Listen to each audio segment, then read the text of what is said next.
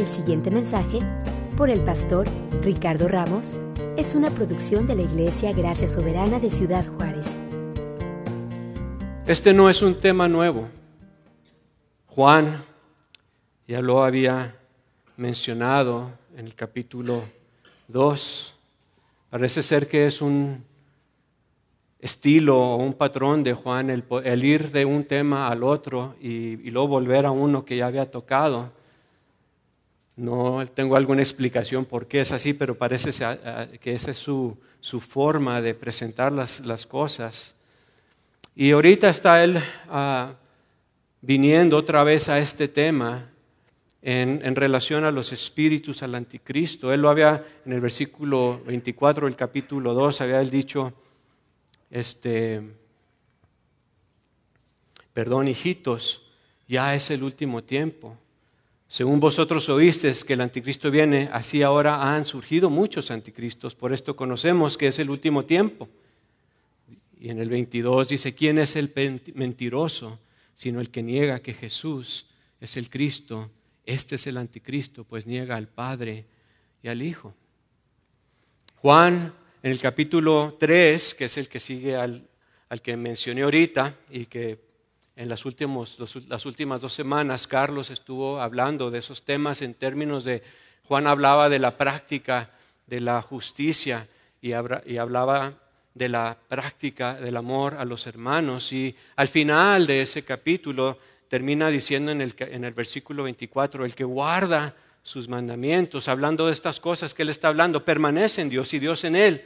Y luego hace esta declaración y dice, y en esto sabemos que Él permanece en nosotros por el Espíritu que nos ha dado. Y parece ser que esta frase o este pensamiento le da entrada otra vez a Juan a volver a traer el tema del Espíritu y de los espíritus y del espíritu del anticristo.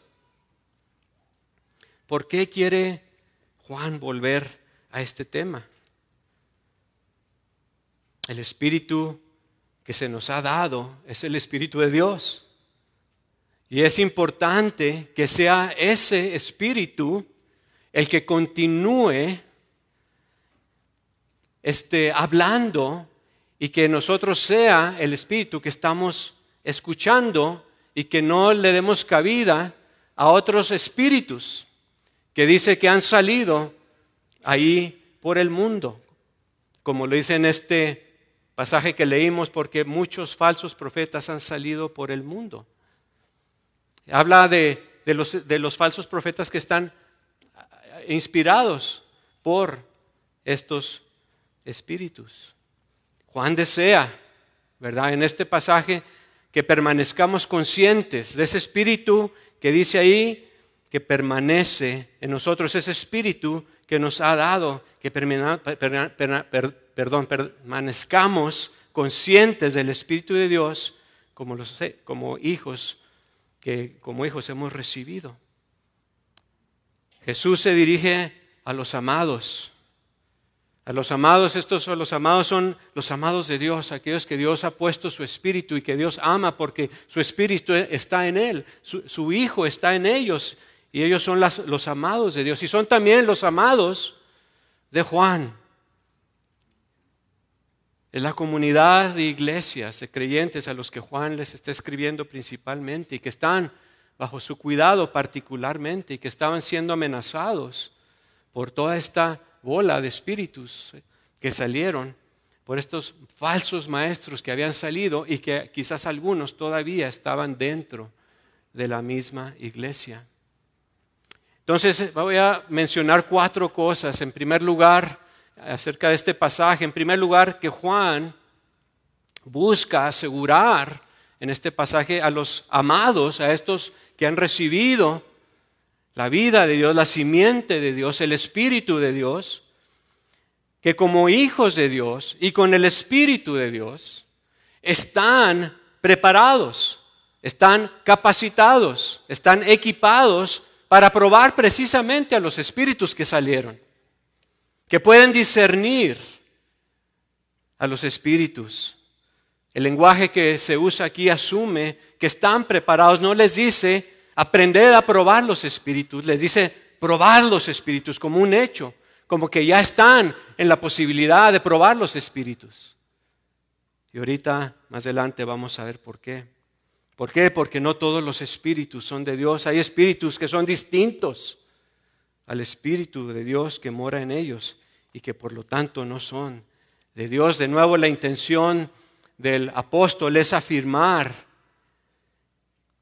lo que los hijos de Dios pueden hacer, que pueden discernir los espíritus si son de Dios o no. La palabra aquí espíritu no se refiere a un fantasma, se refiere a una expresión inspirada por un espíritu o a una persona inspirada por un espíritu. Son cosas que se dicen o son personas que dicen estas cosas. Y hay espíritus, ¿verdad?, que están inspirando esas cosas. Y no todos esos espíritus que están inspirando estas cosas son obviamente de Dios. Les dice, no creáis a todo espíritu. Es como un padre que le dice a sus hijos, no creas todo lo que oyes. No te dejes llevar por todo lo que escuchas. Cuando oigas algo sabrás si es bueno porque concordará de alguna manera con lo que yo he dicho. Concordará conmigo, concordará con el depósito que yo he puesto en tu vida. La cosa es, de nuevo, es que hay muchas voces y hoy no es la excepción que reclaman inspiración espiritual y pretenden representar y hablar de parte de Dios. Y para toda persona, en aquel entonces y hoy, dice un autor, dice Howard Marshall, dice, es tentador, dice, atribuir a cualquier fenómeno inusual, cualquier cosa que se ve espiritual, atribuírselo al poder de Dios y atribuirle a la persona que está hablando veracidad y validez a lo que está diciendo, simplemente por el hecho de que lo que se ve se ve espiritual o suena espiritual, y por eso le atribuimos una validez y decimos que es verdad lo que esa persona dice. Pero Jesús mismo nos advirtió respecto a los falsos cristos y a los falsos profetas. En Mateo 24, 23 dice lo siguiente: entonces Jesús, hablándole a sus discípulos, si alguno os dice, mirad, aquí está el Cristo, o mirad, allí está, no lo creáis, porque se levantarán falsos cristos y falsos profetas y harán grandes señales y prodigios, de tal manera que engañarán, si es posible, aún a los escogidos. Ya os lo he dicho antes. Así que si os dicen, mirad, está en el desierto, no salgáis, mirad, está en los aposentos, no lo creáis. Y Juan está diciendo, no creáis a todo espíritu. Hay espíritus que no son de Dios, pero que pretenden ser de Dios. Jesús anticipa en este pasaje cómo Satanás, habiendo impedido, ¿verdad?, que Jesús lo venciera en la cruz, buscaría atacar a su iglesia por medio del error y del engaño. Y lo vemos ahí, inmediatamente empieza a salir esos espíritus y esos falsos profetas como enemigo acérrimo de Dios. Satanás y sus legiones están dedicados 24 horas al día, 7 días a la semana, a cegar y a apartar, a evitar que recibamos y que caminemos en la victoria que Dios nos ha provisto precisamente en Cristo. Esto no nos debe sorprender entonces que desde el primer siglo, ¿verdad?, empezó a manifestarse este espíritu que Juan empieza a ver que se está manifestando en medio de la iglesia y que de hecho están saliendo de la iglesia algunos, ¿verdad? O sea, les dice, no creáis todo lo que dicen personas inspiradas sin primero probar si el espíritu que los inspira es el Espíritu de Dios, es el Espíritu Santo. Dice, porque muchos falsos profetas han salido por el mundo. dice el señor Marshall también, como misioneros, ¿verdad? Con el fin de ganar conversos a su causa. La cosa es cómo probamos a estas personas, específicamente cómo sabemos si el Espíritu es de Dios. Entonces la primera cosa que Juan quiere hacer busca asegurar a los amados que como hijos de Dios y con el Espíritu de Dios están preparados para probar los espíritus si son de Dios. Segundo, les dice cuál es la fuente de esa seguridad. Y es el Espíritu de Dios que está en ellos, testifica a ellos la verdad acerca de Jesucristo. En los versículos 2 y 3 es como si Juan hiciera un paréntesis y les dice, aquí está la prueba, aquí está el criterio básico para probar. Y les dice lo siguiente, en esto conoced el Espíritu de Dios. Todo espíritu que confiesa que Jesucristo ha venido en carne es de Dios. Y todo espíritu que no confiesa que Jesucristo ha venido en carne no es de Dios. Y este es el espíritu del anticristo, el cual vosotros habéis oído que viene y que ahora ya está en el mundo. Nótese que Juan no dice, en esto conoceréis a los espíritus, porque la intención aquí de Juan no es entrenar o decirle a los discípulos, ¿verdad? Con esto van a poder ustedes identificar a cada uno de los distintos y miles de espíritus que se puedan presentar. No, les dice lo que es necesario es que conozcan solamente un espíritu, el espíritu verdadero. No necesitan preocuparse para ver si este es de Dios o aquel y cuántos son y cómo son y de qué son, sino que con reconocer al Espíritu verdadero, al Espíritu de Dios, eso discrimina, elimina a todos los demás.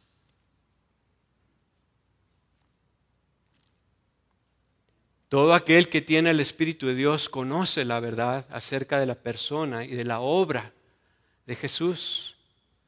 Así como se entrena a un cajero, lo hemos usado ese ejemplo algunas veces, para detectar los billetes falsos. No los entrenan a reconocer cada uno de los billetes falsos. Simplemente les enseñan a reconocer el verdadero. Y cuando no se siente como el verdadero, saben que es falso. Aunque sea variedad la que exista de billetes falsos, ellos podrán saber cuál es el verdadero. Y eso es lo que Juan quiere, que los amados, que los discípulos, ¿verdad?, sepan que ellos tienen dentro de ellos la verdad que los ayuda a identificar el Espíritu verdadero, el Espíritu de Dios. Ya lo había dicho él en 1 Juan 2:22, ¿quién es el mentiroso sino el que niega que Jesús es el Cristo? Este es el anticristo, pues niega al Padre y al Hijo, Cristo, al ungido de Dios. El que niega al Cristo dice no es de Dios, es el anticristo. Pero aquí añade algo, este elemento importante en donde dice que todo espíritu que confiesa que Jesucristo ha venido en carne es de Dios y todo espíritu que no confiesa que Jesucristo ha venido en carne no es de Dios. Eso lo vuelve a repetir incluso en 2 de Juan 1:7. Él dice, muchos engañadores han salido al mundo que no confiesan que Jesucristo ha venido en carne. Quien hace esto es el engañador y el anticristo. Y los comentaristas que hablan de Juan, una de las cosas que dicen es que Juan nunca usa palabras de oquis. Y esta expresión de que Jesucristo ha venido en carne o que vino en carne está cargada y quizás va a ser difícil desempacar todo lo que eso significa. Pero es tan importante que Juan la menciona aquí como quizás el elemento más importante para discernir si un espíritu es de Dios o no. El mayor engaño que puede lograr Satanás en este tiempo es desvirtuar a la persona de Jesús y lo que Jesús hizo. En aquel entonces empezaba a generar la idea ¿verdad? De que la gente, incluso estos falsos profetas, promovían la idea de que se podía conocer a Dios por medio de revelaciones especiales o por medio de conocimiento especial, de alguna manera restándole, haciendo un poco al lado la centralidad del papel de la persona de Cristo como mediador entre Dios y los hombres. Empezaban a hacer a eso a un lado y, como quien dice, a avanzar a cosas más espirituales, dejando, como que dice, a Cristo atrás y quién era Él y lo que Él había hecho como el medio para ir a Dios. No, eso dijeron, eso está bien, pero hay un conocimiento, hay revelaciones que son más altas, ¿verdad? Y que con ellas uno pueda conocer a Dios. En aquel entonces, ¿verdad? Al igual que ahora, la forma sigue siendo sutil. No era que estos falsos maestros negaban abiertamente a Jesús, simplemente se hacían pequeñas alteraciones acerca de su naturaleza y por consiguiente la eficacia y la necesidad de su obra redentora en la cruz. O sea, si Jesús no vino en la carne, si Jesús no se hizo hombre, entonces el Evangelio se diluye y pierde su fuerza. Es de crítica importancia aquí para el apóstol que la fe esté basada en la verdad de Cristo y en un entendimiento correcto de Jesús como el Hijo de Dios. De otra manera, es una farsa y no tiene poder salvador. Es tan importante porque Juan a lo que está condenando cuando dice que este es el espíritu del anticristo, no tiene la menor duda que la negación, y este autor lo dice el señor Marshall, la negación apostólica, o sea, la proclama de los apóstoles en cuanto a Jesús, de quién era Él y lo que Él había hecho. Que la negación apostólica acerca de Cristo no era un mero error intelectual. No era nomás algún desliz que se les fue la onda, sino que era algo mucho más serio. No era tampoco una teología, como ellos mencionaban, una teología avanzada, algo en donde ellos ya graduaron a algo más espiritual, algo de mayor altura. Juan sabía y estaba convencido que ese espíritu representaba el mismísimo espíritu de rebelión contra Dios que siempre ha existido. Satanás que se opone a todo lo que es Dios y a todo lo que Él hace. Y Él estaba ahora y está dedicado a desvirtuar precisamente la verdad de lo que Dios hizo a través de Jesús. Y Juan dice, ese espíritu tiene que ser reconocido y tiene que ser rechazado y tiene que ser condenado. Y ustedes que son hijos de Dios, porque el Espíritu Santo, el Espíritu de Dios reside en ustedes lo pueden saber. Porque el Espíritu Santo da testimonio acerca de la verdad de quién es Jesús, de que Jesús es el Hijo de Dios. Es como la prueba litmus que se usa, ¿no? Dicen que la prueba litmus es esa pregunta, ¿no?, que se le hace, por ejemplo, a un juez que se quiere nombrar en Estados Unidos, por ejemplo, en los nombramientos de los jueces. O sea, se les interrogan en muchas cosas y se les preguntan muchas cosas, pero para que los que están evaluando, cada uno tiene una pregunta que le quiere hacer a ese candidato para decir si sí o no, independientemente de todas las demás calificaciones y características que tenga. Si en ese punto que él tiene en mente, el candidato responde de una forma equivocada, en ese momento pierde el nombramiento de la persona. Pero si contesta la pregunta de una forma correcta, entonces es favorecido con el nombramiento. Es esa pregunta clave, ¿verdad? Aquí también Esto es esta verdad clave, esta realidad que Juan quiere que tengamos muy presente para poder saber si el espíritu que estamos escuchando, ya sea por fuera, cosas que estamos oyendo, y muchas veces también cosas que nuestra misma imaginación quiere crear, a ver si es de Dios eso. Porque el Espíritu Santo quiere que nosotros sepamos si es de Dios con esta prueba de si Jesús vino en la carne, si Jesús se hizo hombre.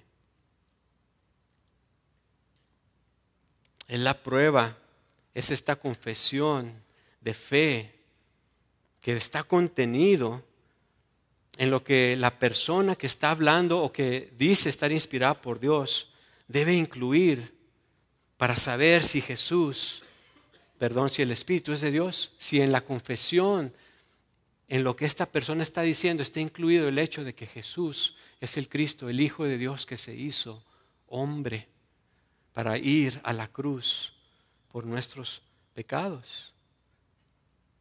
El énfasis está en la encarnación, en este hecho asombroso, ¿verdad? Que Dios, el eterno Dios, ¿verdad?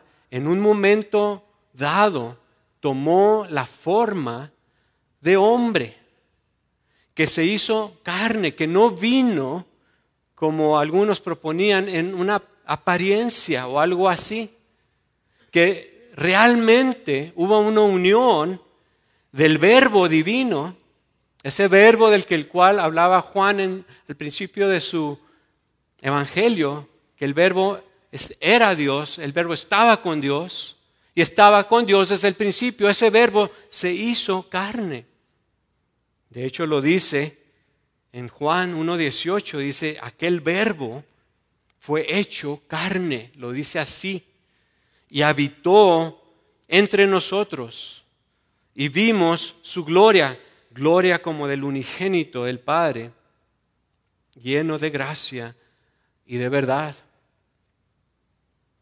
Pablo, en la carta a los Filipenses, dice lo siguiente acerca de Jesús, que siendo, en Filipenses 2:6, que siendo en forma de Dios, no estimó el ser igual a Dios como cosa a que aferrarse, sino que se despojó a sí mismo y tomó la forma de siervo y se hizo semejante a los hombres.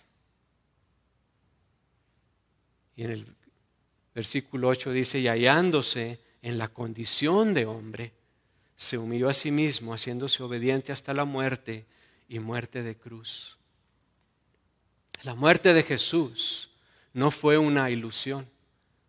La muerte de Jesús fue real, fue una muerte real, así como nosotros los humanos morimos y nuestro cuerpo deja de funcionar y se apaga el corazón y morimos y expiramos, ¿verdad? Así Jesús murió como hombre, una muerte real, no ficticia, no aparente.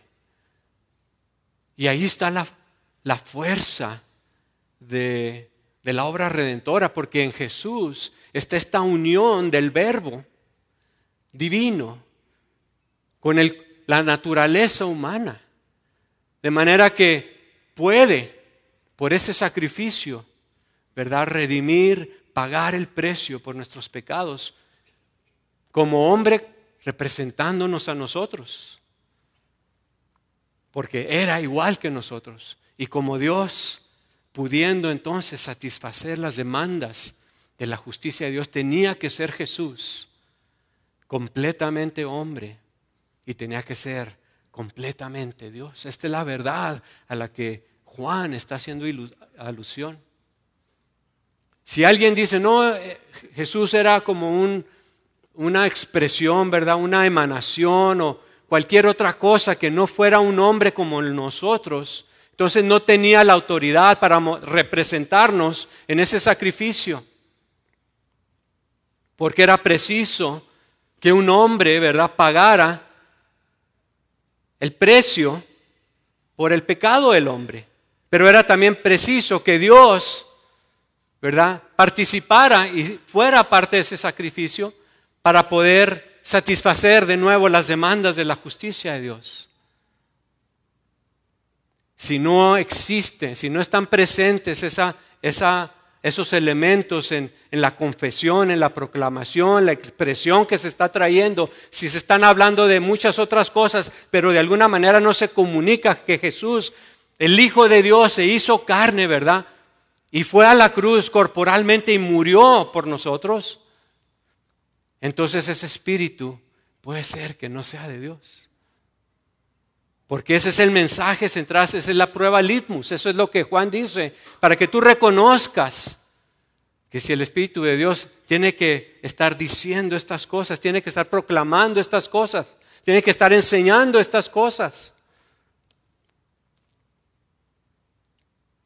En Hebreos 4:15 dice, no tenemos un sumo sacerdote que no pueda compadecerse de nuestras debilidades, sino uno que fue tentado en todo, como nosotros, según nuestra semejanza, pero sin pecado. Pero Jesús fue tentado en toda forma como hombre, así como nosotros, pero Él no pecó. Entonces Juan está diciendo que la enseñanza y la experiencia cristiana del Espíritu está inseparablemente ligada a la persona de Jesucristo, como el Hijo de Dios y como el Hijo del hombre. El Hijo de Dios, quien tomó la forma de siervo y se hizo semejante a los hombres para ir a la cruz como sacrificio propiciatorio por el pecado del mundo. Dice, todo espíritu que no confiesa que Jesucristo vino en la carne no es de Dios.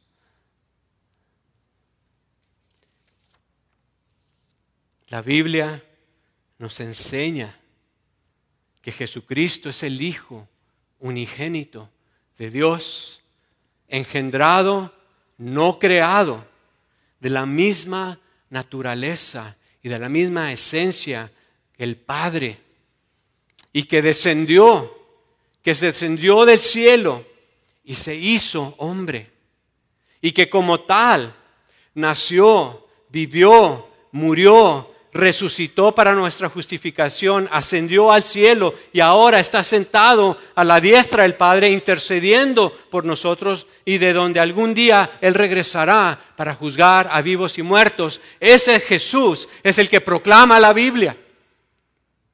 Es el Jesús, el hombre resucitado, que ahorita fue glorificado y con un cuerpo humano glorificado. Él está sentado a la diestra del Padre. Y que algún día regresará para juzgar a vivos y muertos y entregarle el reino al Padre. El Espíritu que testifique, el Espíritu que afirme estas cosas, esta realidad en la experiencia cristiana, ese es el Espíritu de Dios. El que no lo haga, dice Juan, no es de Dios. Entonces es importante buscar en la persona que está inspirada o en la persona o en las expresiones que estamos escuchando, ¿dónde está ese mensaje? ¿Dónde está el mensaje de que Jesús, el Hijo de Dios, se hizo hombre para nacer, morir, resucitar por mí? ¿Dónde está ese mensaje? Para saber que viene de Dios. Juan, en el capítulo 15, él mismo dice registra que Jesús dice que cuando viniera el Consolador, dice, pero cuando venga el Consolador, a quien yo os enviaré del Padre, el Espíritu de verdad, el cual procede del Padre, dice, Él dará testimonio de mí. ¿Qué cosas se piensan ustedes? Son esas. ¿Cuál es el testimonio que el Espíritu Santo va a dar a nosotros acerca de Jesús? ¿Qué es lo que nos va a recordar de Él? ¿Qué piensan ustedes? Nos va a recordar que Jesús es Dios y que Él es glorioso y eterno como el Padre es. Nos va a recordar que Jesús, por amor a nosotros, descendió del cielo y tomó la forma de siervo, haciéndose en semejanza de hombre. Nos va a recordar que ese hombre, habiendo vivido una vida perfecta, sin pecado, fue a la cruz y físicamente fue clavado por nosotros como un sacrificio propiciatorio por nosotros. Esas son las cosas que pienso yo que el Espíritu Santo va a recordarles a los discípulos acerca de Jesús, cuando Él venga y dé testimonio acerca de Él. En Juan 16:13 dice, pero cuando venga el Espíritu de verdad, Él os guiará a toda la verdad. ¿A cuál verdad? La verdad acerca de Jesús, la verdad acerca de lo que Jesús hizo. Porque dice, no hablará de su propia cuenta, no hablará de cosas o temas aislados o separados de este tema, sino que hablará de todo lo que oiga y os hará saber las cosas que habrán de venir. Él me glorificará porque tomará ¿de quién? De lo mío y os lo hará saber. O sea, Él revelará a Jesús en su gloria como Salvador, como Cristo y Señor de todas las cosas. Ese es el Espíritu de Dios que habita en el cristiano. Ese es el Espíritu de Dios que habita en los amados y que Juan les dice, ese Espíritu está en ustedes para que puedan distinguir lo que son los falsos espíritus, lo que son los falsos profetas, que sepan distinguir cuál es el espíritu del anticristo que niega que Jesús vino en la carne. El Hijo de Dios posee el Espíritu de Dios, por medio del cual, cuando oye la verdad acerca de Cristo y lo que hizo por Él,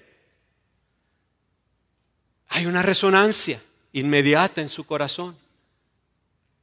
Hay un amén que se genera en Él, que surge de su interior. Déjenme preguntarles lo siguiente. Ahorita que estábamos cantando, todas estas canciones que estamos cantando ahorita tenían que ver con Cristo. Y estas verdades que nosotros estamos diciendo ahorita. Cuando las estábamos cantando, ¿qué sucedía dentro de ti? ¿Había un amén cuando decíamos que Jesús es el Cristo?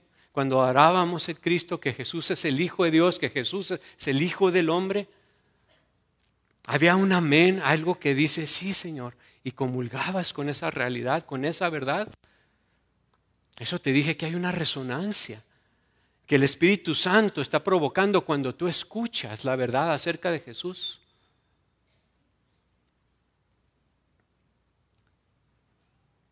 Y esa resonancia viene obviamente de estar cultivando una intimidad con Jesús, en su palabra, en oración, pidiéndole que continuamente nos revele quién es Él.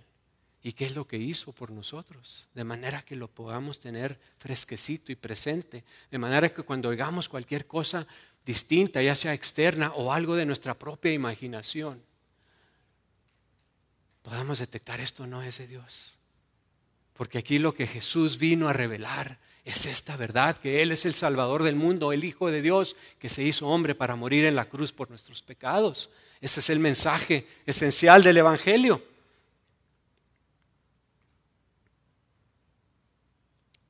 Jesús dice, mis ovejas oyen mi voz y yo las conozco y ellas me siguen. Es posible entonces que los oponentes de Juan en aquel entonces pensaban que podían confesar a Jesús como el Señor sin aceptar el hecho de que Jesús era el Verbo encarnado. Ahí es donde se estaba dando esa pequeña variante. Podían decir, sí, Jesús es el Señor, pero realmente no vino en carne. No se hizo realmente hombre. Habían personas que decían que Jesús fue un hombre, simplemente que fue de repente adoptado por Dios cuando nació o cuando estaba en la cruz, o cuando fue bautizado, que ahí Dios lo adoptó. Que no es el Hijo unigénito de Dios, que nació de una virgen. Otros decían que Jesús fue simplemente un gran profeta, ¿verdad? Bendecido en una forma muy especial. Un hombre, pero sin ser Dios. Como también, en cierta manera, otros decían que Jesús no era Dios, sino que fue creado por Dios. Entonces había todas estas variantes que empezaban a filtrarse, que empezaban a desvirtuar las verdades centrales de que Jesús es Dios, de la misma naturaleza, esencia que el Padre, y también es hombre completamente. Porque en esas dos naturalezas Él puede cumplir su obra redentora. Y si faltaba alguna de ellas, si no es completamente Dios o si no es completamente hombre, entonces dice este señor, como dice el señor Marshall, entonces esto es una farsa y no tiene poder salvador. Por eso era crucial para Juan traer esta verdad de cómo discernir los espíritus. Y aquí dice, esta es la línea, esta es la marca, aquí es donde tienes que fijarte. No te pierdas por otras cosas y empieces a decir, ¿cómo discierno? ¿Cómo le hago para saber si este espíritu es de Dios? Aquí Él está diciendo, aquí está. Habrá muchos mensajes que hablan de las bendiciones o de muchas cosas acerca de Dios, pero que pierden y no traen y no mencionan y no hacen referencia al hecho de que Jesús vino con el exclusivo propósito de hacerse hombre para ir a la cruz, para derramar su sangre, para perdonar nuestros pecados y llevarnos a Dios.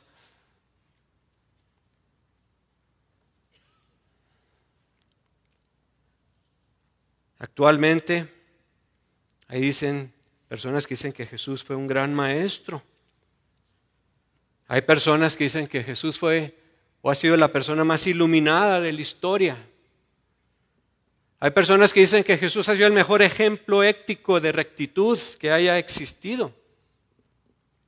Hay personas que proclaman que Jesús es el que viene a resolver todos los problemas del hombre. Hay personas que dicen que Jesús es su fuente de prosperidad. Hay personas que ven en Jesús una fuente de sanidad. Y todas estas cosas en cierta medida son reales, pero si no están conectadas con la realidad de que Jesús vino como hombre a morir en la cruz y derramar su sangre para el perdón de nuestros pecados, entonces ese espíritu no es de Dios.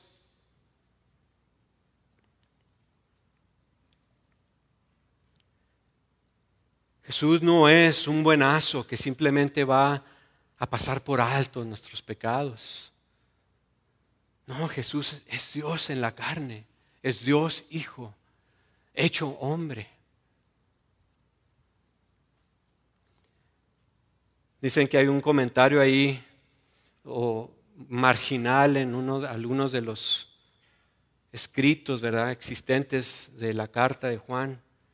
Quizás un comentario marginal hecho por algún escriba, ¿verdad?, que quizás estaba tratando de resaltar la forma precisa en cómo Jesús era negado en este sentido. Y él usa la palabra todo espíritu que anula a Jesús no es de Dios. Anular en el sentido de negar, desdeñar la verdadera enseñanza acerca de quién es Jesús. Ahora, con todo esto es importante decir que la confesión esa en sí misma no es infalible, no es una mera forma verbal lo que está proponiendo aquí Juan. No está diciendo simplemente digan esto, Jesús vino en la carne y el Espíritu es de Dios, ¿no? Porque fíjense cómo lo dice Romanos, o sea, porque una mera confesión de la boca, ¿verdad?, no es necesariamente una indicación de lo que hay en el corazón. La confesión que se hace de que Jesús vino en la carne, que se hizo hombre y vino a morir por mí en la cruz, debe ser una confesión que nace del corazón, que se ha recibido en el corazón. No es una mera fórmula, un formulismo verbal. Romanos 18, Pablo lo dice así, pero ¿qué dice? Cerca de ti está la palabra en tu boca y en tu corazón. Esta es la palabra de fe que predicamos, que si confiesas con tu boca que Jesús es el Señor y crees en tu corazón que Dios lo levantó de entre los muertos, o sea, como hombre, serás salvo, porque con el corazón se cree para la justicia, pero con la boca se confiesa para salvación. Es algo que tiene que estar adentro de ti. Es una confesión real en tu vida, en donde tú confiesas que Jesús es el Señor y lo crees adentro, no más lo dices de boca. Dices, sí, Señor, yo creo que tú eres el Hijo de Dios, que se hizo hombre y que vino para ir a la cruz, para morir y derramar su sangre para el perdón de mis pecados. Y eso lo crees y lo abrazas, y cuando escuchas algo que dice y proclama y expone eso, hay esa resonancia en tu corazón. ¿Por qué? Porque eso es lo que el Espíritu que está en ti quiere recordar, eso es lo que Él quiere dar testimonio de.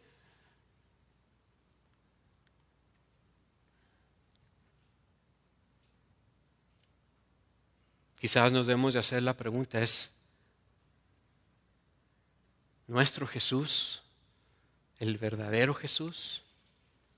Pues es muy fácil para nosotros imaginarnos un Jesús que congenia con nuestras preferencias o gustos, pero que deja fuera aspectos vitales como este, de lo que el Nuevo Testamento nos dice de Él. Platicando más temprano con Carlos y haciendo referencia al pasaje que leyó Andrés al principio, de cómo Pedro, ¿verdad? Cuando Jesús le pregunta a sus discípulos, ¿quién dicen ustedes que soy yo? Y Pedro dice, tú eres el Cristo, el Hijo del Dios viviente. Y dice, no es por sangre y por carne que tú conoces esto, es por el Espíritu Santo que ha venido y ha puesto esa revelación y ese entendimiento en ti. Es el Espíritu de Dios el que nos revela estas cosas y está ahí para hacérnoslas reconocer. Cuando las escuchamos, las reconocemos. Y no aceptamos cualquier cosa que no trae ese mensaje. Comentábamos también cómo Pedro a la vuelta de la esquina, ¿verdad? Después de haber hecho esa confesión, también después empieza a exhortar a Jesús a que no vaya a la cruz. Empieza a decirle cosas que no van de acuerdo al plan de Dios. Y Jesús lo reprende a Satanás, ¿verdad? Porque está siendo vocero de Satanás. Y veíamos cómo a veces el engaño, la mentira, de Satanás, ¿verdad? No nomás viene por fuera, sino que también nace de dentro de nosotros. Es inspirado obviamente por el diablo, ¿verdad? Pero a veces también surge de nosotros. Nosotros tenemos que estar atentos a lo que oímos de fuera y a lo que escuchamos por dentro en nuestro corazón.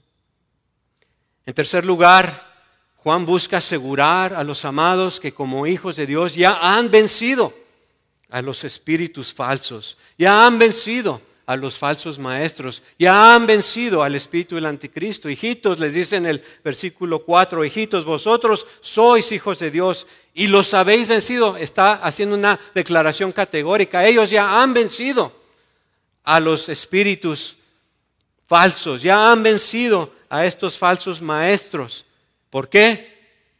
Porque mayor es el que está en ellos que el que está en el mundo.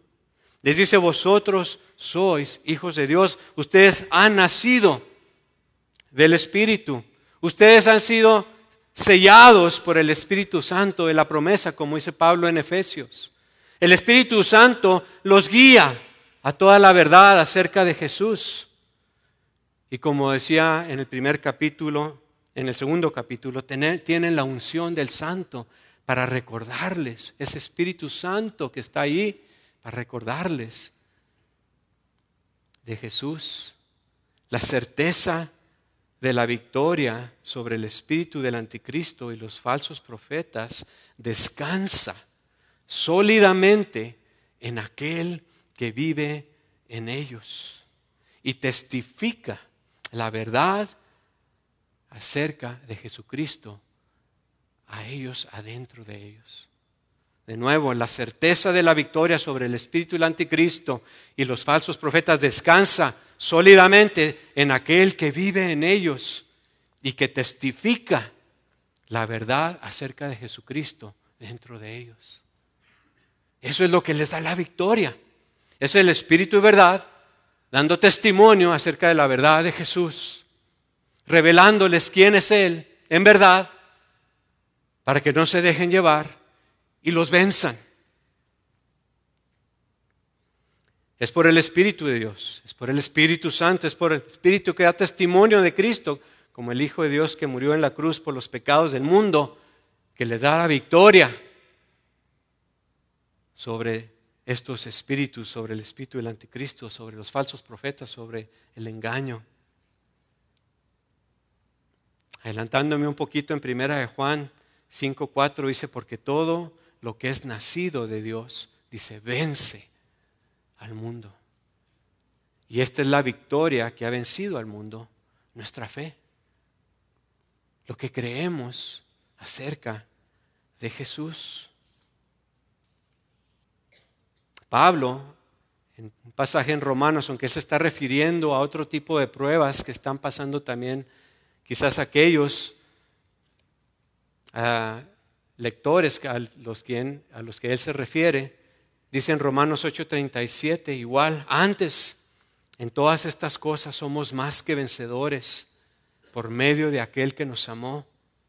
Por lo cual estoy seguro que ni la muerte, ni la vida, ni ángeles, ni principados, ni potestades, ni lo presente, ni lo porvenir, ni lo alto, ni lo profundo, dice, ni ninguna cosa creada nos podrá separar del amor de Dios que es en Cristo Jesús, Señor nuestro. Somos más que vencedores por medio de aquel que nos amó. Esta es nuestra confianza, esta es nuestra victoria, quien Cristo es y lo que Él hizo por ti y por mí.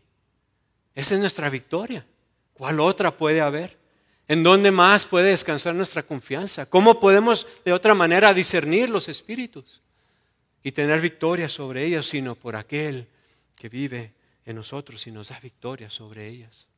Por medio de la verdad, por el medio de su espíritu que nos afirma y nos recuerda y nos vuelve a recordar la verdad acerca de Jesús, en la cual debemos de estar centrada.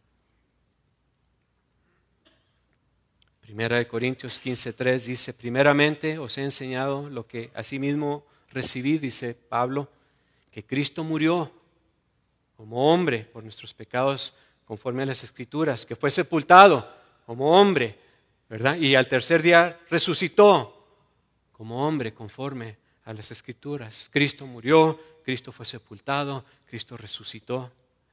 Y lo que esta carta, lo que Juan está haciendo es haciendo hincapié de lo que el Padre ya hizo a través de Jesús, de lo que ya está hecho al enviar a su Hijo, al ofrecerlo como sacrificio por los pecados. Es como un manifiesto de hecho. Viene a mente las palabras de Jesús, consumado es, o sea, Él ya lo hizo. Cristo, nos dice 1 Pedro 3:18, padeció una sola vez. Ese es el mensaje apostólico, que Jesús, el Hijo de Dios en la carne, vino como hombre para ir a la cruz, morir, derramar su sangre por nuestros pecados.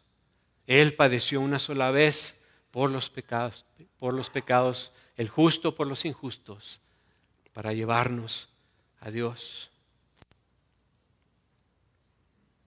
Para los hijos de Dios,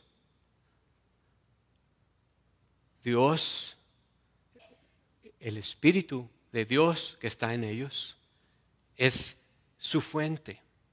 Y por lo tanto, tienen dentro de ellos el poder de la verdad que los hace victoriosos sobre los proponentes del error. Déjenme decir eso otra vez.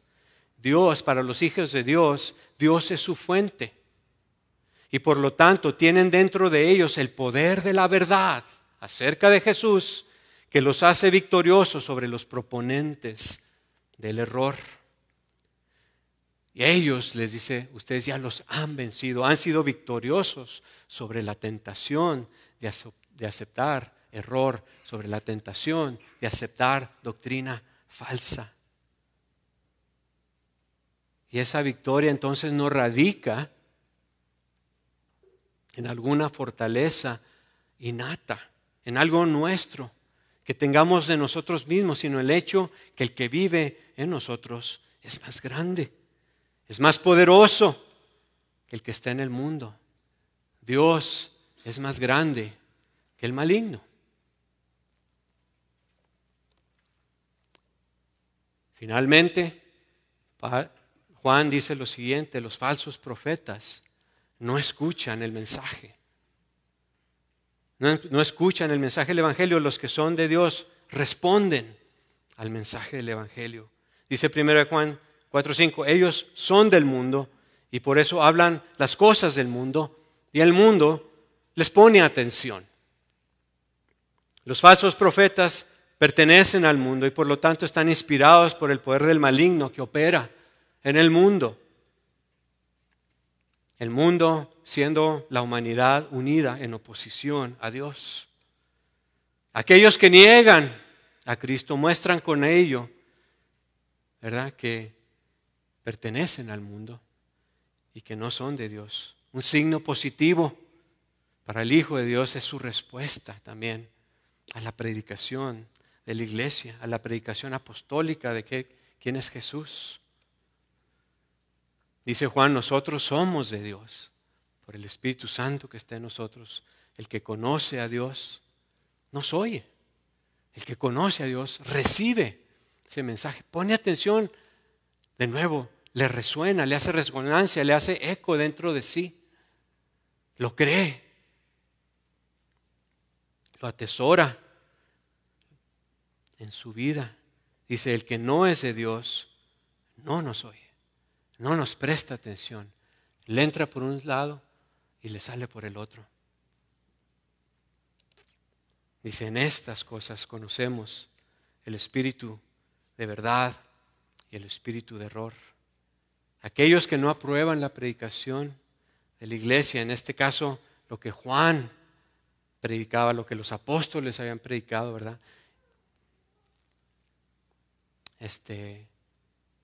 No son de Dios porque ellos no escuchaban ese mensaje.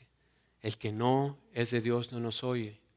Dice, los hombres pertenecen a Dios y pueden responder a la predicación.